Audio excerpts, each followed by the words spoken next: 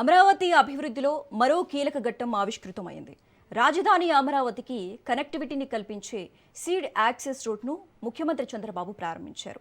21.78 కిలోమీటర్ల పొడవుతో 4 వరుసలుగా seed access road సిద్ధమైంది. ప్రకాశం బ్యారేజ్ మీదుగా అమరావతిని నేరుగా అనుసంధానం చేసే ఈ రహదారితో విజయవాడ నుంచి అమరావతి మధ్య రాకపోకలు మరింత సులభతరం కానున్నాయి.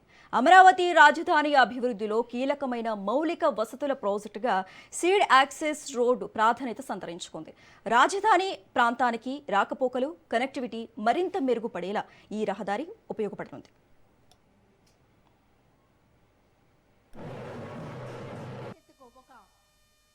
బలమైన బాట అనడంలో ఎలాంటి సందేహం లేదు. శ్రీ నారా చంద్రబాబు నాయుడు గారు, రాష్ట్ర మున్సిపల్ అడ్మినిస్ట్రేషన్ శాఖ మార్చిలు శ్రీ పి నారాయణ గారు, రాష్ట్ర పౌర సరఫరాల శాఖ మార్చిలు శ్రీ నాదెండ్ల మనోహర్ గారు, తాడికొండ సభ్యులు, శాసనసభ్యులు తెనాలి శ్రవణ్ కుమార్ గారు, ఇతర అధికారులు చూడండి. ఎక్కడ రాజధాని కట్టాలనో కూడా అనుమానం. ఆనాడు ప్రభుత్వం పోతూ ఒక సెంట్రల్ ప్లేస్ విజయవాడ గుంటూరు అని ఉంటే సమస్య ఉండేది కాదు. అది చెప్పకుండా ఒక కమిటీ వేశారు.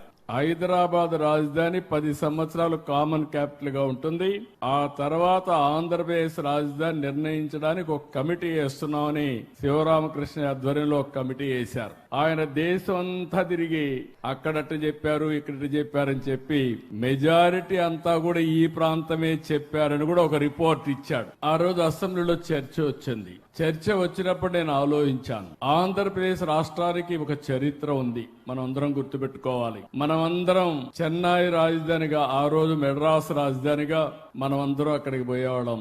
మన నాయకుడు ఎన్టీ రామారావు గారు కూడా సినిమాల్లో యాక్ట్ చేయాలంటే ఎక్కడికి పోవాలంటే నేరుగా విజయవాడ నుంచి ట్రైన్ ఎక్కి చెన్నైకి పోయి ఒక నటుడుగా మహానాయకుడిగా తయారైన విషయాన్ని కూడా మనం గుర్తుపెట్టుకోవాలి. అప్పట్లో అందరూ కూడా బాధపడితే, కానీ పొట్టి శ్రీరాములు గారి త్యాగం, అక్కడ అవమానాలు చూసిన తర్వాత తెలుగు మాట్లాడే వాళ్ళకు ఒక రాజధాని ఉండాలని ఆలోచించిన మొట్టమొదటి వ్యక్తి, త్యాగాన్ని చేసి రాజధానిని మనకు ఆలోచించిన వ్యక్తి పొట్టి శ్రీరాములు గారు అని చెప్పి కూడా నేను మీకు తెలియజేస్తున్నా. అది అయ్యింది. ఎక్కడ రాజధాని పెట్టాలని ఆలోచించారు ఆనాటి పెద్దలు.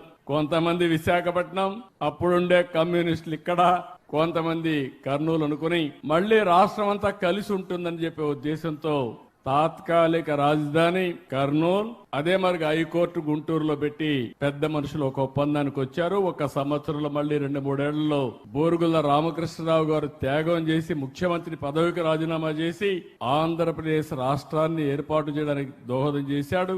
అదే మొట్టమొదటి భాషా ప్రయుక్త రాష్ట్రాల్లో మొట్టమొదటిది ఆంధ్రప్రదేశ్, తర్వాతనే అనేక రాష్ట్రాలు వచ్చాయి.